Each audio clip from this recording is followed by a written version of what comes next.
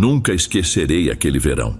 Minhas memórias da casa da vovó Zilda sempre foram calorosas, repletas de risos e do cheiro de pão recém-saído do forno. Mas dessa vez, algo no ar estava diferente.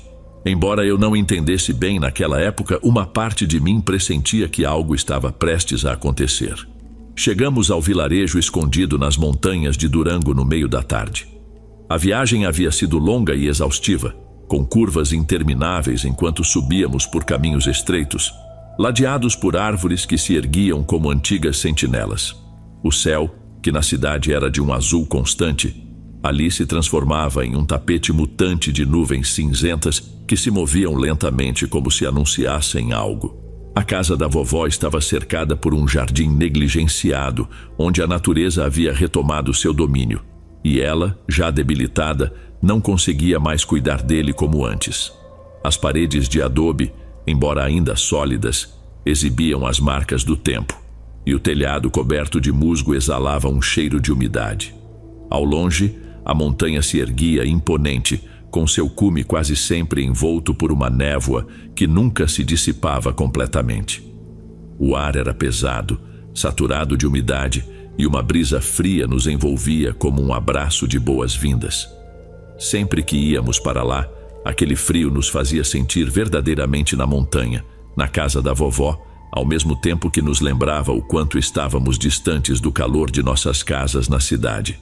Os adultos quase sempre pareciam indiferentes àquela atmosfera. Minha mãe, meus tios, todos estavam ocupados com os preparativos do jantar, como de costume, conversando e colocando a conversa em dia. Enquanto isso, naquela tarde, meus primos Otávio e Luiz, junto com minha irmã Teresa, decidiram explorar os arredores. Eu, sendo um pouco mais velho, preferi ficar por perto, observando-os correr e gritar entre as sombras das árvores. No entanto, não demorou para que a curiosidade me dominasse, e eu decidisse segui-los para descobrir onde tinham ido. Quando perceberam que eu os havia alcançado, ganharam coragem para se aventurar mais fundo na floresta, sem dar atenção às histórias que os adultos contavam para nos assustar. Havia algo naquela floresta, na forma como os galhos das árvores se retorciam em direção ao céu, que sempre me fazia sentir pequeno e insignificante. A luz do sol mal conseguia atravessar a densa folhagem, criando sombras que pareciam se mover ao nosso redor, como se a floresta tivesse vida própria. O chão sob nossos pés estava úmido e macio, e cada passo levantava um leve aroma de terra molhada que me fascinava. "Vocês ouviram isso?" perguntou Teresa, parando de repente. Sua voz, normalmente firme, carregava um tom de inquietação que imediatamente me deixou em alerta. Ficamos em silêncio, atentos, tentando captar algum som. "Me ajude. Me ajudem, por favor. Me ajudem." E então ouvimos. Era um som fraco, quase como um sussurro, mas claramente humano. Uma voz que parecia vir de todas as direções e de lugar nenhum ao mesmo tempo. Sei que é difícil de entender, mas essa é a única forma que consigo explicar. "Ajuda, por favor, me ajude", dizia como um suspiro arrastado pela névoa. Nos entreolhamos, buscando nos rostos uns dos outros a confirmação do que havíamos escutado. A névoa, que até então era uma presença distante, começou a nos envolver, fazendo a floresta parecer ainda mais fechada, como se nos aprisionasse. "Vamos procurar. É alguém que precisa de ajuda", disse Luiz, com aquela coragem que só uma criança pode ter em uma situação dessas. Sem esperar por uma resposta, ele se embrenhou ainda mais na floresta, seguido de perto por Otávio e Teresa. Eu, sentindo uma mistura de medo, curiosidade e, sobretudo, uma responsabilidade por eles, os segui, mesmo que uma parte de mim gritasse para voltar. A floresta parecia mudar conforme avançávamos. As árvores, antes fortes e cheias de vida, agora pareciam murchas, com troncos cobertos de musgo escuro e galhos retorcidos, parecendo mãos esqueléticas que se estendiam em nossa direção. O ar se tornava mais pesado, carregado de uma umidade diferente, quase opressiva, que grudava em nossa pele. A neblina se adensou, limitando nossa visão a poucos metros. O solo sob nossos pés ficava cada vez mais macio, como se a floresta tentasse nos engolir. Finalmente, chegamos a uma clareira. No centro dela, Havia uma árvore que se destacava de todas as outras. Seu tronco era grosso e retorcido, como se tivesse suportado séculos de tormento. Mas o que nos fez parar foi o que vimos junto a ela. Amarrada à árvore com uma corda velha, estava uma mulher. Sua pele pálida e quase translúcida parecia se fundir com a casca, como se a árvore estivesse lentamente a absorvendo. Seus olhos nos fitavam com uma mistura de desespero e esperança. "Por favor, me ajudem", sussurrou a mulher, como se cada palavra lhe custasse um esforço imenso. Ela estendeu uma mão em nossa direção, uma mão fina, esquelética, com unhas longas e negras. Meus primos e minha irmã recuaram, tomados pelo medo, e eu senti um nó se formar em meu estômago. "Quem é você?", perguntou Teresa com a voz trêmula, tentando manter a compostura. "Não me deixem assim", sussurrou a mulher, fechando os olhos como se estivesse à beira da inconsciência. A cena era tão surreal que uma parte de mim queria acreditar que era apenas uma alucinação, uma ilusão criada pela neblina e pelo cansaço. Mas algo dentro de mim, uma intuição primitiva, me dizia que o que estávamos presenciando era real. Não sei quanto tempo ficamos ali, olhando para a mulher sem saber como agir. O medo nos paralisava, e embora soubéssemos que deveríamos fazer algo, nenhuma parte de nós se atrevia a se aproximar. Foi Luiz quem finalmente deu o primeiro passo para trás.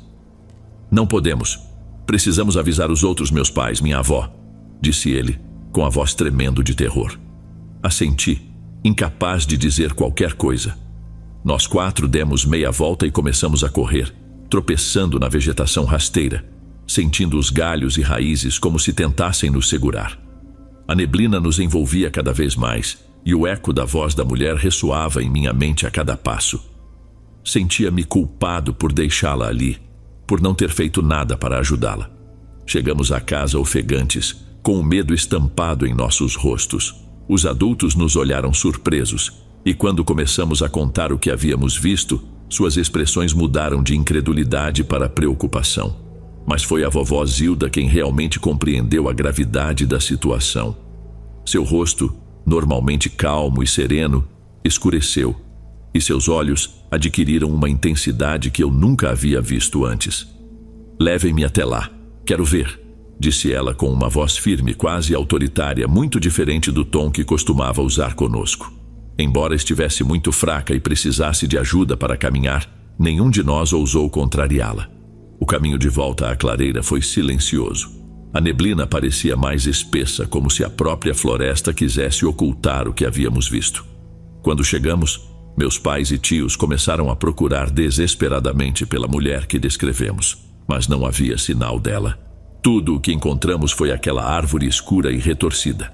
A vovó se aproximou lentamente e, sem dizer uma palavra, começou a rezar. Suas palavras, num sussurro quase inaudível, flutuavam no ar, e o vento, que até então estava parado, começou a soprar suavemente como se respondesse às suas preces. Nós, as crianças, ficamos observando em silêncio, cientes, sem que ninguém nos dissesse, de que algo importante estava acontecendo. Depois de alguns minutos, a vovó se virou para nós com uma expressão que misturava tristeza e certa resignação. "O que vocês viram foi real", disse ela em voz baixa, olhando para meus pais e tios, que ainda pareciam incrédulos. "Essa mulher viveu aqui há muito tempo. Era uma bruxa aprisionada por seus próprios mitos. As árvores ainda a lembram, e por alguma razão, hoje, ela decidiu se mostrar a vocês. Mas não tenham medo, ela não pode mais nos fazer mal. Devemos respeitar seu descanso." O retorno à casa foi envolto em silêncio. Ninguém se atreveu a comentar sobre o que havia acontecido, como se falar sobre isso pudesse trazer de volta aquela presença. A vovó Zilda, que sempre fora o alicerce da família, parecia mais cansada do que nunca. Ao chegar em casa, ela se retirou para o quarto sem dizer uma palavra, e os adultos, embora tentassem disfarçar, não conseguiram esconder a preocupação. Naquela noite, o silêncio na casa era quase palpável. Até os sons habituais da floresta, como o canto dos grilos e o estalar dos galhos, pareciam ter desaparecido completamente. Fiquei acordado por horas, apenas olhando para o teto do meu quarto, que eu compartilhava com meus primos, tentando entender o que havíamos presenciado. O medo se instalou no meu peito e, por mais que eu tentasse me convencer de que tudo não passava de imaginação, não conseguia me livrar da sensação de que algo sombrio e antigo nos observava das sombras e ainda estava lá fora. À medida que as horas avançavam, o silêncio da noite tornou-se quase insuportável para mim. Meus olhos percorriam a escuridão do quarto, buscando algum sinal, alguma evidência de que o que havíamos experimentado não era real, que tudo não passava de um devaneio. Mas a casa permanecia envolta em um mutismo inquietante, como se a própria floresta decidisse manter seu segredo oculto, como se fôssemos parte desse mistério. Não sei em que momento acabei adormecendo, mas meus sonhos foram povoados por imagens confusas. Sonhei com a mulher amarrada à árvore, com seu olhar vazio, com a névoa espessa que nos cercava e com a voz da vovó Zilda rezando em um idioma que eu não compreendia. Acordei várias vezes com o coração disparado, apenas para me deparar novamente com a mesma escuridão silenciosa. Na manhã seguinte, o clima estava diferente. O sol mal conseguia atravessar a névoa que ainda cobria a montanha, e o ar estava impregnado de uma umidade fria que se infiltrava por cada fresta da casa. Meus pais e tios tentavam agir como se nada tivesse acontecido, mas a tensão era palpável. As crianças permaneceram perto da casa, amedrontadas demais para se aventurar novamente na floresta. Até a vovó, que geralmente madrugava, não saiu de seu quarto. Dias se passaram antes que alguém mencionasse o incidente novamente. Foi durante um jantar, em que o ambiente era silencioso e triste, com poucas conversas. Minha mãe, com uma voz suave e carregada de preocupação, perguntou à vovó o que realmente havia acontecido na floresta. Minha avó, que até aquele momento tinha permanecido em silêncio, levantou os olhos do prato e nos encarou a todos, seus olhos escuros refletindo algo mais profundo do que simples cansaço. Aquela mulher, começou a dizer com uma voz baixa, mas firme. Era alguém que viveu aqui há muito tempo, uma bruxa condenada por seus próprios atos. As pessoas do vilarejo contavam histórias sobre ela, de como usava as árvores da floresta para ocultar seus malefícios e espiar aqueles que viviam por perto. Mas um dia, os moradores se cansaram. Eles a capturaram e amarraram a uma árvore, esperando que a própria natureza cuidasse dela. E assim foi, mas seu espírito nunca encontrou descanso. Ela fez uma pausa, como se as palavras fossem pesadas demais. Minha mãe dizia que as árvores a absorveram, que a integraram nelas, e de vez em quando o clima e as circunstâncias são favoráveis, seu espírito se manifesta, tentando se libertar. O que vocês viram, crianças, foi o desespero dela, sua tentativa de se agarrar à vida. Mas libertar seu espírito só traria mal àqueles que o fizessem. Por isso, é melhor deixá-la onde está, em paz, ainda que essa paz seja fria e escura para ela. A sala ficou em silêncio após as palavras da vovó. Ninguém sabia o que dizer. Uma parte de mim queria fazer mais perguntas, queria entender mais, mas outra, mais sábia, sabia que algumas coisas é melhor deixar sem resposta. Aquela foi a última vez que falamos sobre a mulher, sobre a árvore.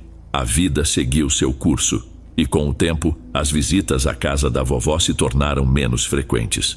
No entanto, toda vez que eu voltava, não conseguia evitar olhar para a borda da floresta, buscando entre as sombras algum sinal daquela presença que marcou minha infância. Nunca mais ouvi aquela voz, nem vi aquela figura pálida entre as árvores, mas a lembrança permaneceu comigo como uma cicatriz invisível. Hoje, já adulto, ainda me pergunto o que realmente vimos naquele dia. Será que era apenas uma lenda, uma história criada para assustar as crianças? Ou havia algo mais, algo que a própria floresta decidiu nos revelar? Nunca saberei ao certo, mas uma coisa é certa. Aquele verão mudou a forma como eu via o mundo. E aprendi que há forças na natureza que é melhor deixar em paz, nunca tentar desvendar. E embora nunca mais tenha ouvido aquela voz, toda vez que sinto uma brisa fria ou vejo a neblina descendo sobre as montanhas, mesmo estando a milhares de quilômetros de distância, em outra parte do mundo, não posso evitar lembrar da mulher na árvore, presa para sempre entre este mundo e o próximo, esperando por uma libertação que nunca chegará.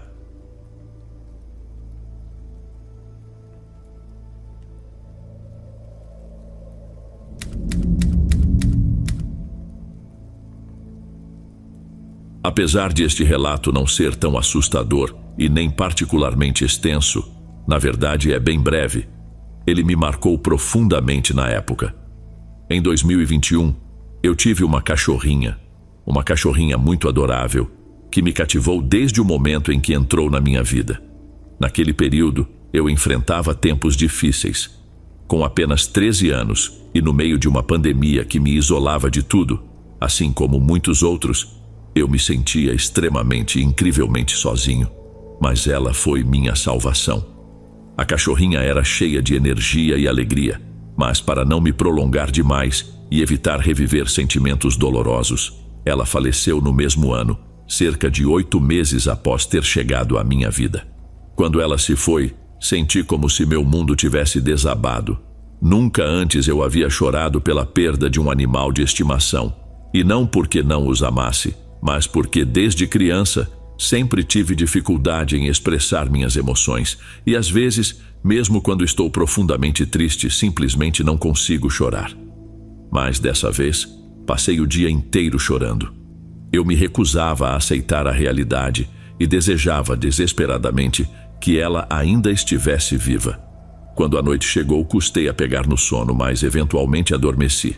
No dia seguinte, exausto de tanto chorar na noite anterior e ainda confuso sobre o que havia acontecido, nos primeiros instantes de consciência despertei e lá estava ela ao meu lado, dormindo como sempre perto da cama. Apenas a cumprimentei, disse-lhe bom dia e a acariciei suavemente como sempre fazia.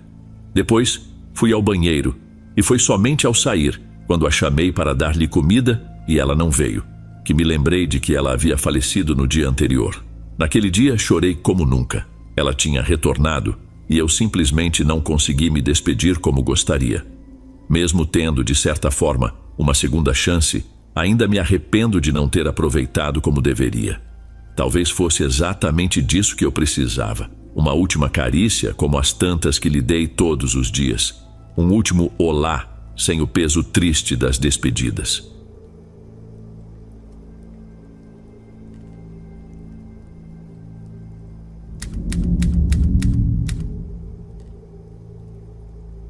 Meu nome é Gabriela, sou natural de uma cidade petrolífera localizada no estado de Veracruz. As duas histórias que vou compartilhar podem não estar conectadas cronologicamente, mas para mim elas se entrelaçam devido à aparição que testemunhei quando tinha apenas 4 anos, no já distante ano de 2005. Naquele dia, eu estava brincando de casinha com minha sobrinha Teresa, que carinhosamente chamávamos de Teresita. Ela era 1 ano mais velha que eu. Apesar da minha tenra idade, o medo que essa experiência me causou foi tão intenso que ainda consigo recordar cada detalhe com grande nitidez. Estávamos brincando com pedras e gravetos, como as crianças faziam antigamente. Em determinado momento, minha sobrinha olhou para a rua e viu algo que a aterrorizou. Assustada, correu para junto de mim e disse: "Gabriela, corre!" As duas nos refugiamos em um pequeno banheiro de fossa que havia ali perto. Através de uma fresta na velha porta de madeira, avistamos entre as roupas estendidas uma mulher. Uma mulher de pele incrivelmente pálida, com cabelos longos que pareciam chegar até os joelhos. Ela vestia um vestido branco, muito, muito longo, que ocultava completamente seus pés. Minha sobrinha e eu a observávamos intensamente, e num dado momento, quando recuperei o fôlego, perguntei: "Quem é essa mulher, Tere? Você a conhece?" Teresita me respondeu: "Ela vem me buscar, mas eu consegui escapar. E se eu tivesse te deixado lá, ela teria levado você." Naquele instante, eu não compreendi o que ela queria dizer, mas logo, muito antes do que imaginava, eu descobriria. Voltamos a espiar pela fresta, e agora a mulher estava bem perto do banheiro, muito próxima de nós, nos encarando diretamente. Tudo o que consigo lembrar é que seu rosto era tão pálido quanto papel. Seu olhar era penetrante, sereno, mas ao mesmo tempo incrivelmente intenso, e havia uma mecha de cabelo parcialmente cobrindo seu rosto. Foi então que percebi algo ainda mais assustador. Aquela mulher não estava tocando o chão. De tanto medo ao vê-la flutuar, quase perdi o controle e me molhei. Comecei a rezar, mas só sabia o Pai Nosso em inglês e a Ave Maria em latim, porque minha escola era de religiosas e era assim que nos ensinavam a rezar. Rezei com toda a fé que uma criança podia ter. Quando abri os olhos e olhei novamente, não havia mais ninguém ali. Minha sobrinha e eu saímos e fomos brincar perto dos adultos, tentando esquecer o que acabara de acontecer. No entanto, não demorou muito, realmente não passou muito tempo depois disso, e minha sobrinha faleceu de cardiomegalia, com apenas 5 anos. Eu só soube da causa da sua morte algum tempo depois. Agora, vamos avançar para o presente. Isso aconteceu há apenas alguns meses, em uma noite em que o calor estava insuportável. Minha mãe e eu tínhamos o costume de sair para regar as plantas à noite, para refrescar a terra e evitar que secassem. Lembro que eram cerca de 23h30, pois meu celular tocou um alarme nesse horário. Saí para o jardim e mesmo que estivesse fazendo 30 graus, de repente a temperatura despencou. Um frio que parecia penetrar até os ossos. Olhei para a casa da minha vizinha em frente e lá estava ela parada, olhando para a casa da vizinha. Era a mesma mulher pálida. Eu estava prestes a chamá-la, a perguntar o que ela queria, achando que se tratava apenas de uma pessoa observando a rua, mas me distrai por um segundo ao colocar a mangueira em uma árvore, e quando voltei a olhar para frente, ela já estava 4 casas adiante. Até hoje, não consigo entender como, em um piscar de olhos, ela percorreu 35 metros sem emitir nenhum som. Fiquei ali, observando-a com atenção, enquanto ela estava sob a luz de um poste, e percebi que ela não tinha pés. Corri para dentro de casa, e minha mãe passou óleo exorcizado em mim. Pouco tempo depois dessa aparição, minha vizinha adoeceu gravemente, e embora sua saúde tenha piorado muito, parecendo estar cada vez mais debilitada, ela ainda não faleceu, continua lutando.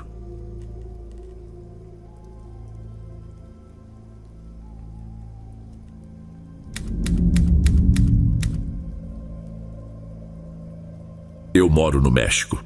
Na minha infância, residi perto do Lago de Los Lírios, na casa da minha avó e da minha tia. Desde cedo, sempre tive uma grande atração pelo paranormal. Fantasmas e vampiros sempre me encantaram. Como qualquer criança, aguardava ansiosamente pelo dia de Los Muertos, quando podia sair para pegar doces e me vestir com a fantasia que mais me fascinava naquele ano. O universo do paranormal e do terror sempre me instigou a buscar mais conhecimento sobre o desconhecido. Quando completei 7 anos, passei a ficar sozinha em casa até tarde da noite, por causa do trabalho da minha família. Foi então que comecei a perceber que, ao anoitecer, o frio se tornava mais intenso do que o habitual, e minha pele se arrepiava. No início, imaginei que fosse apenas o frio noturno comum, mas também sentia uma vibração pesada que na época não conseguia descrever. Hoje, eu descreveria como uma aura sombria. Alguns a chamam de energia de baixo astral. Com o tempo comecei a notar que no espaço entre um quarto e outro, onde o corredor terminava, essa aura sombria se concentrava ainda mais. Havia um espelho no corredor, e ao lado dele, alguns candelabros com velas que nunca eram acesas, apenas decorativas. De repente o espelho começou a me assustar. Detestava passar por ele, pois minha pele se arrepiava. Logo percebi que de relance via uma névoa movendo-se de um quarto para outro. Com o passar do tempo, essa névoa negra se tornou cada vez mais visível, aparecendo sempre a partir das 6 da tarde ou ao escurecer, até que um dia ela se revelou por completo. Era uma sombra negra e alta, que ocupava o espaço do chão ao teto, cerca de 2 metros de altura, e o espelho ficava exatamente onde estaria o seu estômago. Suas mãos formavam uma espécie de triângulo que ficava bem no centro do espelho. Quando finalmente a vi tomar forma, corri para o pátio, mas fui surpreendida por uma risada baixa e assustadora atrás de mim. Era impossível descrever, mas era carregada de malícia. A figura estava parada diante do espelho me encarando. Seus olhos vermelhos brilhavam sob o capuz de um hábito de monge. Naquele instante, o terror tomou conta de mim. Minha mente não conseguia processar se aquilo era real ou apenas uma criação da minha imaginação. Eu queria gritar, mas não conseguia emitir nenhum som. Era como se o ar tivesse desaparecido dos meus pulmões. Aquela entidade apenas zombava de mim. De alguma forma, consegui virar o rosto para não continuar olhando. Quando olhei novamente, a figura havia sumido. Pensei que tudo tinha acabado, que era apenas fruto da minha imaginação. Quanta ingenuidade! Jamais imaginei que aquela presença me perseguiria pelo resto da vida. A partir desse momento, ele passou a aparecer todos os dias e gradualmente outras sombras começaram a surgir. Elas pareciam querer bloquear todas as saídas. O monge costumava ficar entre os 2 quartos, sendo que um deles dava acesso ao pátio dos fundos.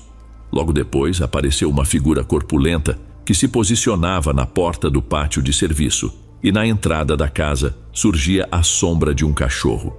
Eu tinha apenas 7 anos e aguardava ansiosamente pelas 5h55 para correr até o pátio.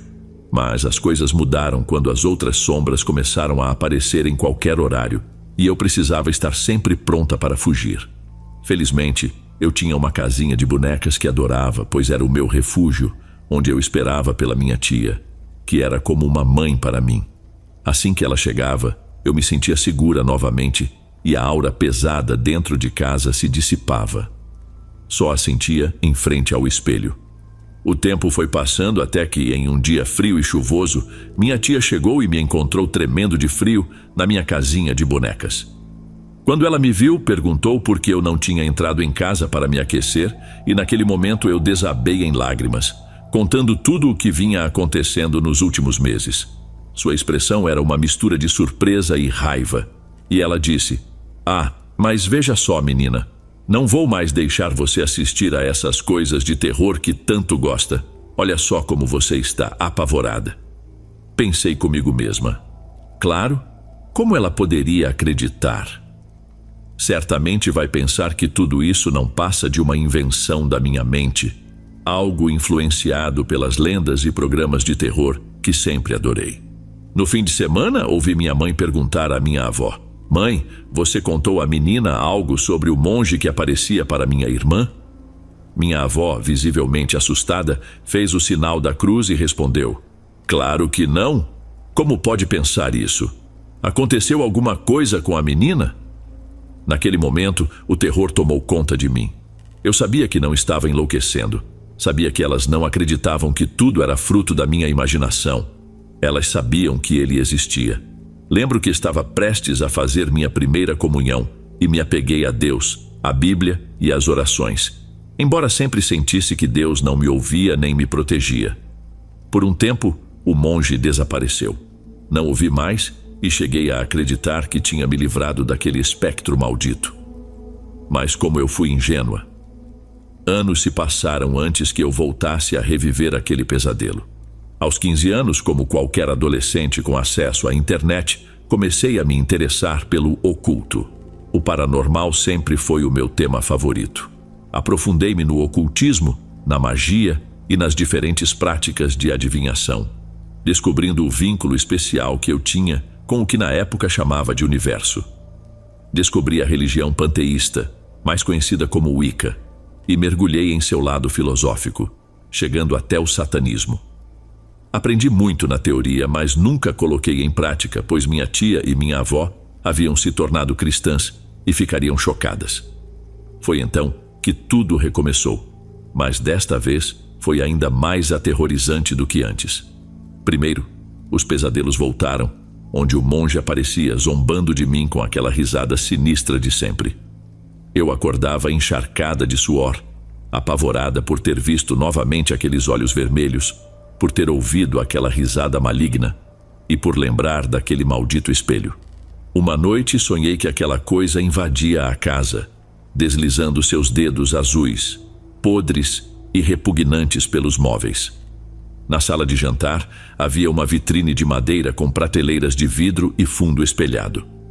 Como em muitas casas mexicanas, as prateleiras estavam repletas de copos de 15 anos, cristais, lembrancinhas de festas, velas e outros objetos. Quando aquela criatura passava os dedos pela vitrine, ouvi um estalo forte, como se algo tivesse se quebrado. O som era tão alto que eu não sabia se fazia parte do sonho ou se realmente estava acontecendo, até que ouvi minha avó se levantar apressada, perguntando o que havia acontecido. Minha tia também pulou da cama. Então acordei, saltei da cama, tomada pelo medo, esperando que aquela coisa não tivesse assustado ou, pior, machucado as duas. Quando saí do quarto, elas gritaram: "Não se mexa!", o que me deixou ainda mais apavorada. Mas então vi que o espelho estava quebrado, e todos os itens na vitrine também. Os copos, as taças, tudo, inclusive as prateleiras. Elas não conseguiam entender o que havia causado aquele estrago repentino. Eu sabia, mas era óbvio que não acreditariam em mim. A partir daí, as coisas só pioraram. Eu já não conseguia dormir e, algum tempo depois, comecei a sentir cãibras nos dedos dos pés. Era como se meus pés estivessem se contraindo, se dobrando para dentro, e eu não conseguia controlá-los. Depois, essas cãibras subiram pelas minhas pernas, e assim o tempo passou, e as cãibras foram subindo, até atingirem minhas mãos, meus braços, até que um dia, finalmente, perdi a consciência. Quando acordei, percebi que minha tia e minha avó estavam visivelmente aterrorizadas. Elas hesitavam em se aproximar, até que, assustada, perguntei o que estava acontecendo. Minha tia, com uma expressão preocupada, perguntou: "Você está bem? Não se lembra de nada?" E realmente eu não lembrava de nada. Apenas senti que havia adormecido. O que aconteceu em seguida foi descrito pela minha tia. "Fer, não sei o que está acontecendo, mas você me assusta muito. Eu não te reconheço. Você fica muito mal, começa a se contorcer, suas mãos se contraem e seus olhos mudam, filha. Eles ficam frios e cheios de maldade. Parecem os olhos de um morto. O que mais me assusta é que, quando começamos a rezar, você ri e tenta se soltar, mas com uma força inacreditável." Quando ela me contou isso, fiquei incrédula. Como tudo aquilo podia estar acontecendo? Eu expliquei que, para mim, era como se eu simplesmente adormecesse. Não conseguia me lembrar de nada do que elas relatavam. Fiquei preocupada e, a princípio, pensei que fosse consequência de todo o material que eu havia pesquisado. Mas como isso poderia ser, se desde os meus 7 anos aquela presença já estava em minha casa? Além disso, lembrei que minha tia e minha avó já sabiam da existência daquela entidade, que ele já havia aparecido antes. Determinada a descobrir a verdade, resolvi investigar a história do local para ver se havia algum evento sombrio ligado aos terrenos. É importante mencionar que aquela casa sempre pertenceu à minha família, sendo meus avós os primeiros moradores de Scali. Portanto, não havia possibilidade de antigos inquilinos. Com essa determinação, perguntei à minha tia sobre o monge, porque nunca haviam me contado nada. Quem das minhas tias teve contato com ele e, principalmente, de onde ele tinha vindo? Minha tia respondeu que não sabia, apenas que minha tia mais velha mencionou tê-lo visto algumas vezes, mas de forma esporádica e sem grande relevância. Ela se assustava, mas depois que minha avó mandou abençoar a casa, o monge deixou de aparecer. No entanto, ele voltou a ser visto quando meu avô ficou doente. E, como em um clichê de filme, no dia em que ele faleceu, o monge reapareceu. Minha tia o viu, e o cachorro da família começou a latir freneticamente, perseguindo a sombra até o pátio dos fundos. O cachorro estava tão enfurecido que deu saltos altos, tentando alcançar a sombra que desaparecia, e logo em seguida, o telefone tocou com a notícia do falecimento. Desde então, o monge não foi mais visto, até que eu compartilhei o que estava acontecendo comigo. As possessões continuaram, e eu continuava sem me lembrar de nada. Pastores oravam por mim, mas nada parecia funcionar. Chegaram a escrever salmos nas janelas como forma de proteção, mas nada melhorava. Foi então que comecei a ver uma mulher vestida de preto. Curiosamente, ela não me causava medo. Pelo contrário, me ajudava a evitar as possessões. Decidi guardar isso para mim. Não contei a ninguém, pois temia que, ao saberem, afastassem ela também com suas orações. E assim, sob os cuidados dela, as possessões foram diminuindo até que cessaram por um tempo. E então, a mulher de preto desapareceu. Não a vi por um bom tempo. Minha adolescência seguiu como a de qualquer jovem, com música, amigos e meus interesses intactos. Continuava assistindo a filmes de terror até tarde nas noites de sexta-feira. Mantive meus estudos sobre Wicca e satanismo. Alguns podem achar que isso me prejudicava e que por causa dessas práticas, essas coisas aconteceram comigo. Mas não foi bem assim. Cada um de nós é diferente. E o que funciona para você pode não funcionar para mim. Para mim, Jeová não foi de ajuda. Assim como estudei a Bíblia cristã e fui uma fiel serva do Deus cristão, mas isso simplesmente não funcionou para mim. Mais tarde, compreenderia o motivo. A vida seguiu seu curso. Casei-me, tive uma filha e continuei ouvindo histórias de terror no YouTube. Os creepypastas e relatos noturnos começaram a ganhar popularidade e em certo momento me separei, passando a viver sozinha com minha filha.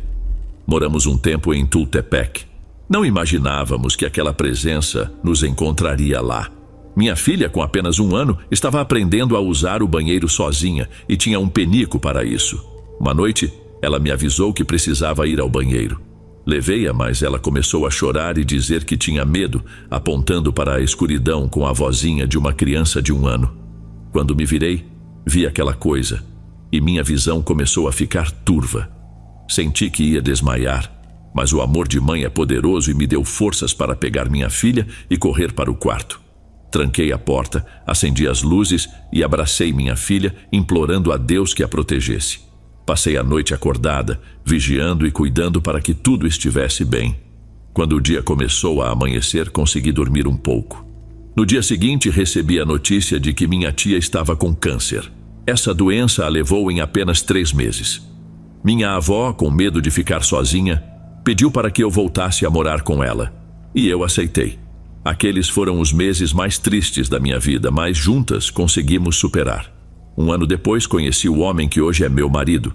Nos apaixonamos, unidos pelo nosso amor em comum por este canal. Chegamos a nos aproximar ainda mais ao falar sobre exorcismos em Tijuana. Quando saiu o episódio final, fomos os mais felizes. 10 anos depois, nos casamos e nós 3 voltamos a viver juntos em Tultepec. Foi lá que as possessões recomeçaram. Morávamos atrás de uma escola primária. Um dia, quando minha filha não estava em casa, ouvi claramente uma voz me chamando de mamãe. Fiquei apavorada, pois sabia que minha filha não estava lá. Estava sozinha e meu marido chegava tarde. Quando começou a escurecer, comecei a me sentir mal. Deitei e as cãibras nos pés voltaram. Eu estava sozinha e não sabia o que poderia acontecer. Sempre que isso acontecia, havia alguém comigo, mas desta vez não. A próxima coisa que lembro é de ver meu marido fazendo algo estranho com as mãos na minha cabeça.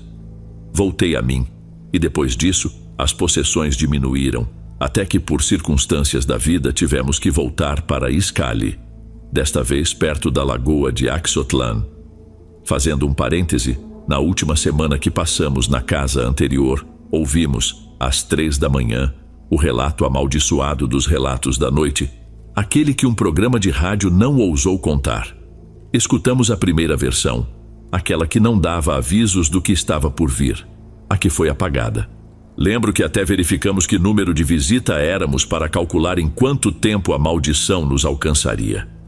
Ela não nos atingiu, mas sabemos de uma boa fonte que a mulher queimada visitou o próximo inquilino. Acontece que, uma noite, minha irmã alugou aquele mesmo apartamento depois de nós. Ela a viu e disse que a mulher desapareceu, deixando um cheiro de queimado. Voltando a Iscali, tudo parecia mais tranquilo, e comecei a me aprofundar mais na magia. Passei a trabalhar com bruxaria não para fazer mal, mas para manipular minha realidade e alcançar o que desejava, e isso funcionava. Até que comecei a meditar, e o monge retornou. Mas desta vez, eu já sabia como me defender, e o enfrentei.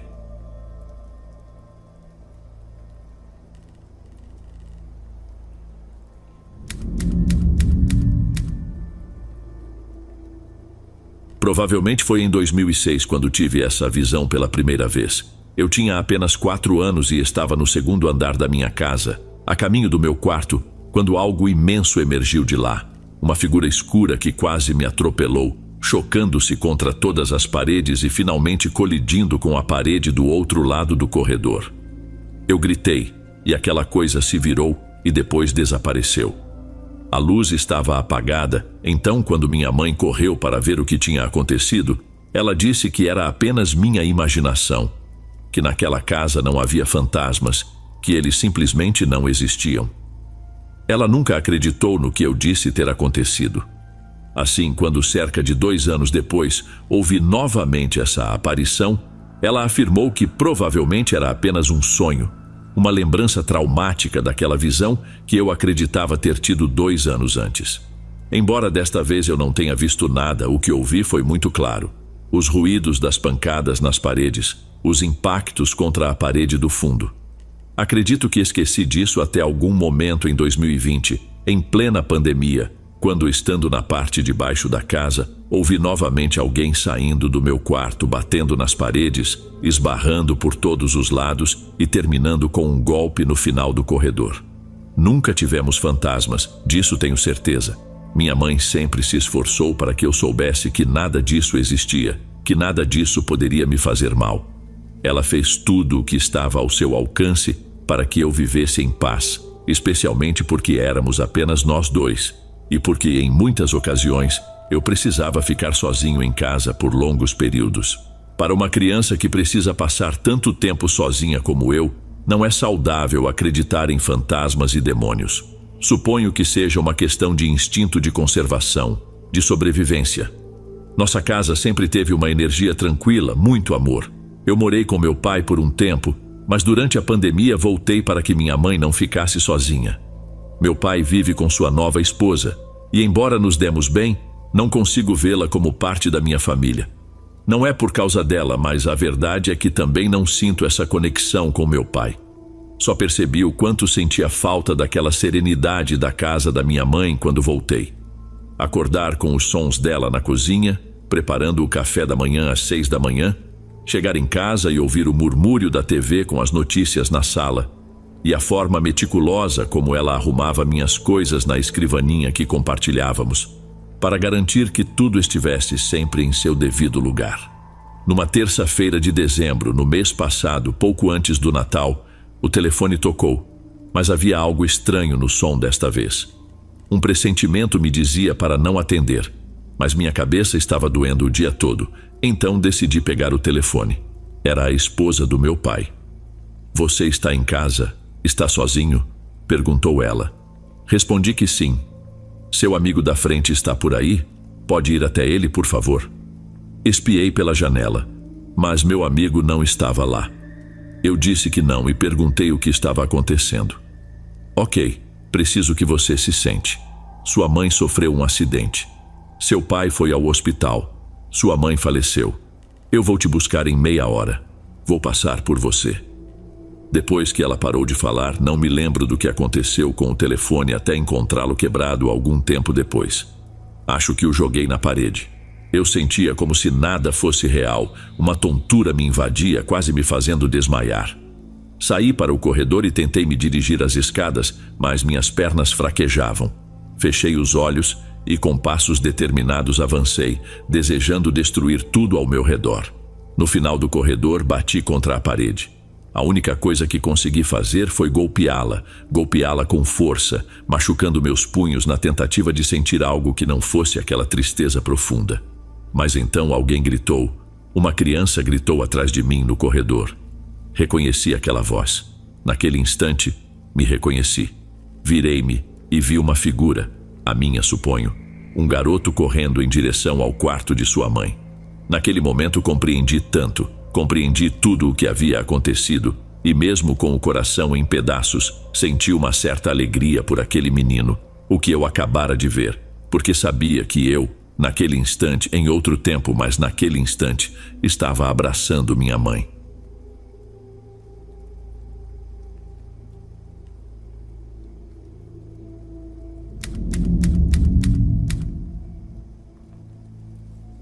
Trabalho em uma cidade a cerca de 30 minutos do meu povoado.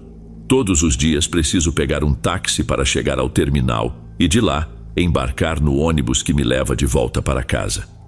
O bairro onde trabalho não é muito movimentado e pode ser bastante solitário. Lembro-me de uma tarde em que saí apressada, pois estava prestes a perder o último ônibus de volta para o meu povoado. Ao longe, avistei um táxi e fiz sinal para que parasse. Havia um homem no banco de trás, o que não é incomum, já que aqui é comum compartilhar viagens. A motorista era uma senhora, que parou um pouco à frente de onde eu estava. Verifiquei a hora no meu celular enquanto me aproximava do táxi e percebi que tinha pouco tempo para chegar à estação de ônibus. Rezei para que o passageiro estivesse indo na mesma direção. Quando cheguei à janela da motorista, ela baixou o vidro e perguntei qual era o destino da viagem. Ela me olhou de forma confusa e naquele instante olhei para o banco de trás e vi que estava vazio.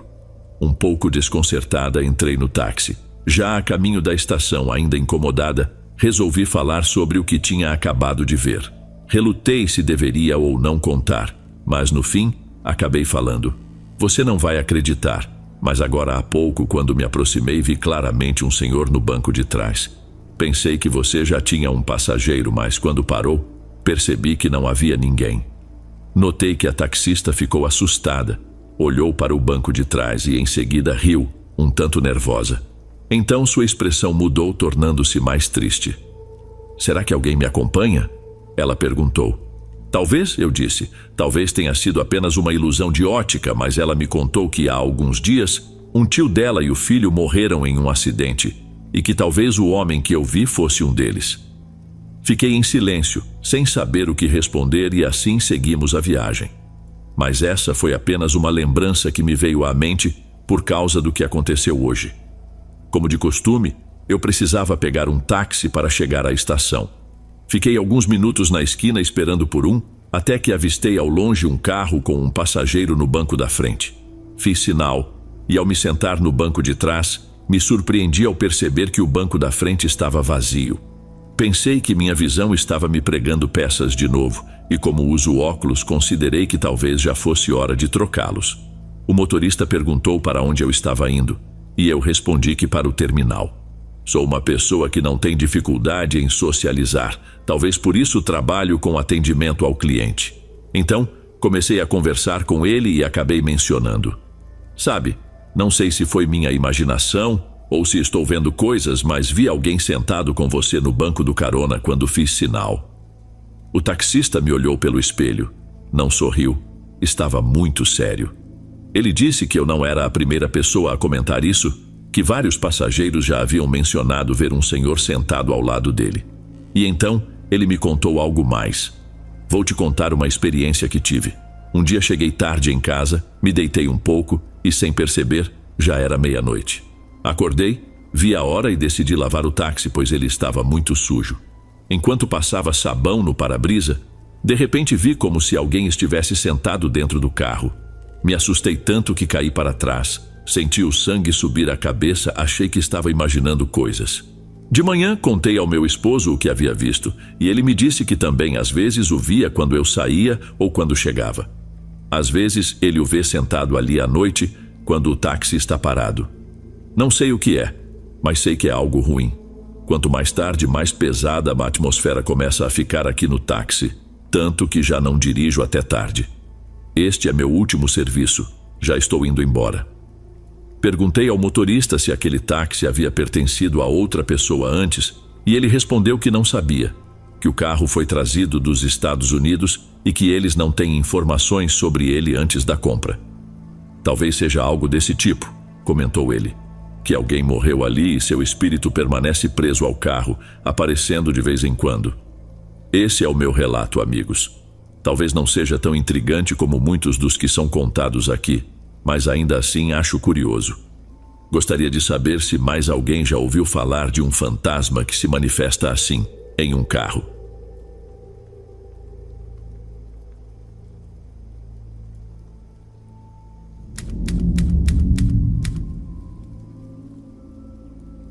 Vou compartilhar com vocês algo que começou quando perdi meu irmão. Eu tinha 10 anos e minha irmã mais nova, apenas 8. Para nós dois, foi profundamente doloroso perder nosso irmão mais velho, que sempre cuidava de nós, nos protegia e, na verdade, passava mais tempo em casa do que nossos pais cuidando de nós. Um acidente com seus amigos ao sair de uma festa o tirou de nossas vidas. Um acidente que pareceu absurdo, já que a caminhonete em que estavam caiu de ré de um estacionamento de apenas um andar. Todos os amigos saíram apenas com alguns arranhões, exceto ele. A sorte, ou o destino, nos tirou ele. Para tentar nos ajudar a superar a perda, nossos pais começaram a nos levar para conviver mais com o resto da família, incluindo primos com quem até então não tínhamos tido muito contato. Assim, passamos a nos aproximar de nossos primos cristãos, que nossos pais haviam se distanciado por aquele pequeno rancor que às vezes surge quando alguém muda de religião, mesmo que seja para melhor, mesmo que as pessoas estejam mais felizes.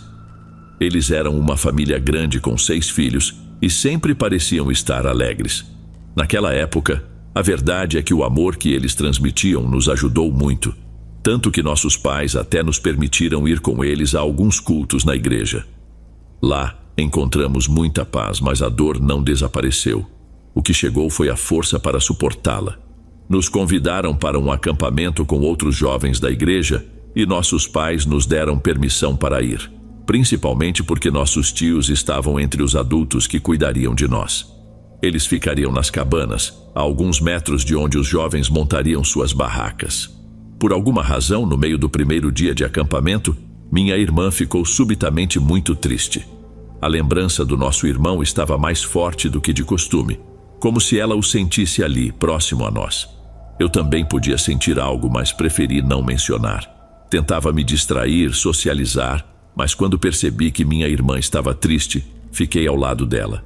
E depois fomos caminhar pelos trilhos ao redor do acampamento. Quando começou a anoitecer, disse que era hora de voltar antes que escurecesse e nos perdêssemos. Assim que o sol se pôs, o frio começou a apertar. Era intenso. Abracei minha irmã e caminhamos assim, tentando suportar o frio até nos aproximarmos das barracas. Começamos a ouvir o som delas atrás de algumas árvores. Estávamos perto, mas minha irmã de repente apertou fortemente meu braço, me fazendo parar. Olhei para ela e notei que ela observava com lágrimas nos olhos algo entre as árvores a uns 50 metros de nós. Era uma figura que parecia borrada, como uma foto tremida. Mas o estranho é que todo o resto parecia perfeitamente normal. Apenas essa pessoa parada entre as árvores parecia assim, tão borrada que não conseguíamos distinguir suas roupas ou seu rosto. "É ele, não é?" minha irmã perguntou. Eu não respondi, mas também sentia que era nosso irmão. Minha irmãzinha acenou para ele, e a figura retribuiu o gesto. Em seguida, apontou para a direita como se nos indicasse para voltar para os outros. Foi o que fizemos. Minha irmã já estava de bom humor. Interagiu com todos no acampamento. Estava feliz, rindo, estava bem. E se ela estava bem, eu também estava. Foi um fim de semana agradável, que eu não queria que terminasse, pois temia que ao voltar para casa tudo voltasse a ser como antes, que minha irmã voltasse a ser a menina triste dos últimos meses.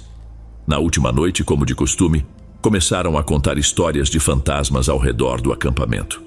Levei minha irmã para dormir, pois não gostávamos muito desse tipo de história. Quando voltamos para casa, minha irmã estava bem. Foi eu quem acabou voltando à tristeza. Minha irmã conseguiu manter aquela serenidade que encontrou desde que vimos nosso irmão entre as árvores. Ela se sentia tranquila, essa é a palavra. Talvez não feliz, mas tranquila, como se nunca estivesse sozinha. Eu não gostava muito disso, pois ela começou a se afastar de mim, depois de termos passado por todo aquele luto juntos. Estava distante. Depois também se afastou de nossos pais, mas estava tranquila, e isso era o mais importante. Alguns meses se passaram quando, certa noite, me levantei para ir ao banheiro e percebi que meus pais estavam acordados. Meu pai havia chegado tarde e minha mãe o recebeu em prantos, muito assustada. Ela começou a contar o motivo. Havia saído para procurar meu gatinho, que não tinha voltado para casa o dia todo, e o procurou no quintal. Foi então que viu algo espiando pela janela do quarto da minha irmã. O piso da nossa casa fica a 1,5 metros do chão, e o quintal é elevado, mas aquela figura espiava pela janela com muita facilidade. Era extremamente alta. Minha mãe gritou, mas a figura não se moveu. Ela correu para dentro, trancou tudo e foi verificar minha irmã no quarto, encontrando-a dormindo tranquilamente. Depois, olhou pela janela novamente. E lá estava ainda aquela figura no quintal, agora afastada da janela, mas ainda olhando para ela. Fiquei apavorado ao ouvir minha mãe descrevê-la. Ela disse que a figura parecia borrada como uma foto tremida, por mais que tentasse focar nela. Naquele momento, percebi que se tratava do que eu e minha irmã havíamos visto antes, possivelmente o nosso irmão. Mas, de repente, me dei conta do perigo que era acreditar que essa silhueta que víamos era realmente ele. E se fosse algo maligno?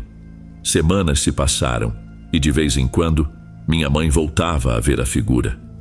Eu não. Minha irmã, por outro lado, estava simplesmente feliz e queria passar a maior parte do tempo em seu quarto. Eu suspeitava que isso tinha a ver com aquela silhueta. Então, decidi conversar com minha mãe e disse que minha irmã precisava de ajuda. Essa história não termina com minha mãe procurando uma bruxa ou alguém que entenda de coisas místicas. Curiosamente, ela começou a se resolver quando minha irmã foi levada a uma psicóloga infantil. Ao se abrir, minha irmã parou de passar tanto tempo no quarto, voltou a conviver comigo e retomou sua personalidade de sempre, com suas virtudes e defeitos. O lado ruim, suponho, foi que essa entidade, essa silhueta, começou a atormentar uma família a algumas ruas de distância da minha casa. Soubemos disso porque uma vizinha contou à minha mãe que várias pessoas haviam visto e que ele se tornou um fantasma da rua, uma lenda do bairro. Muito tempo depois, durante um acampamento ao qual fui desta vez apenas com meus primos, no mesmo lugar onde vimos aquela silhueta pela primeira vez, voltaram a contar histórias de fantasmas na última noite. Dessa vez eu fiquei para ouvir. Estava prestes a contar a minha história, porque além disso, vimos ali, a poucos passos de onde estávamos, algo entre as árvores que havia nos seguido, quando um dos meninos mais velhos concordou em narrar a história que todos pediam. A história das sombras que vivem naquele bosque. Sombras que se aproximam do acampamento, que te observam à noite. O que ele descreveu era exatamente igual ao que eu vi, ao que vi junto com minha irmã, ao que nos seguiu. E claro, não contei minha experiência. Quem acreditaria? A única coisa que posso dizer, amigos, é que, por favor, tomem cuidado com o que chamam, com o que interagem. Nunca saberão o que está procurando uma forma de ir com vocês para casa.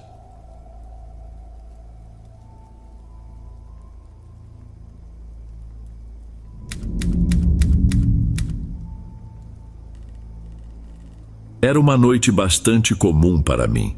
Eu estava de folga no fim de semana e havia decidido que esses 2 dias seriam dedicados ao descanso absoluto, sem qualquer preocupação com produtividade. Havia lanches e bebidas ao alcance, dispostos na mesa ao lado do sofá, enquanto eu assistia a um filme despretensioso, apenas para passar o tempo. Lá fora, a chuva caía intensamente, e a tempestade estava muito mais feroz do que o habitual por aqui. Os trovões eram ensurdecedores, como se os relâmpagos estivessem atingindo o chão a menos de 1 quilômetro de distância. Normalmente, o clima chuvoso me traz uma sensação de conforto, mas aquela noite estava um pouco além do que eu consideraria aconchegante. O que definitivamente não era nada tranquilizador foi o som repentino de algo batendo na porta da frente. Foi um único impacto, o que me fez pensar que o vento poderia ter arremessado algum objeto contra ela. Levantei-me e fui verificar, abrindo a porta e sendo imediatamente atingido pela força da tempestade lá fora. A chuva e o vento lá fora eram intensos, mas não havia nada que pudesse ter batido na minha porta. Confuso, dei alguns passos para fora, tentando encontrar qualquer coisa próxima à minha varanda que explicasse o som. Não encontrei respostas. Apenas me molhei ainda mais na chuva antes de voltar para dentro. Seja o que fosse, parecia ter desaparecido. Minha camisa estava encharcada, então, sem pensar muito, subi direto para o andar de cima, vesti uma camisa seca e me enxuguei com uma toalha. Enquanto eu ainda estava no andar de cima, um novo estrondo ecoou pela casa, vindo da porta da frente. Parei imediatamente, o medo começando a tomar conta. Esperei por alguns segundos tentando recuperar a calma e então me dirigi às escadas. Olhei por cima do corrimão e vi algo que fez meu coração disparar. A porta da frente estava aberta, a chuva batendo forte e molhando tudo ao redor. Corri para fechá-la, mas a maçaneta estava danificada. Ainda sem entender o que tinha acontecido, pensei que talvez fosse um tornado, mas logo percebi que a realidade era muito pior. No chão, dentro da entrada, uma poça de água havia se formado, e nela, várias pegadas estavam espalhadas, seguindo em direção ao corredor. Com a porta mal encaixada na moldura, deixei-a como estava e comecei a seguir o rastro de lama e água. Não sei porquê, mas de algum modo senti como se estivesse preso ali com quem quer que estivesse dentro da minha casa.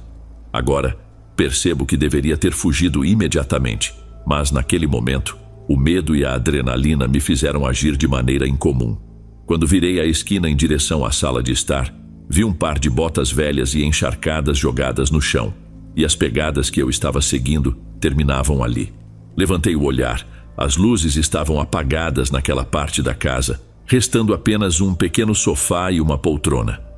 Sabia que ele, ou ela, estava escondido atrás de um desses móveis. Foi só então, ao encarar o quarto completamente escuro, a poucos passos de uma pessoa desconhecida, que percebi que precisava sair dali o mais rápido possível.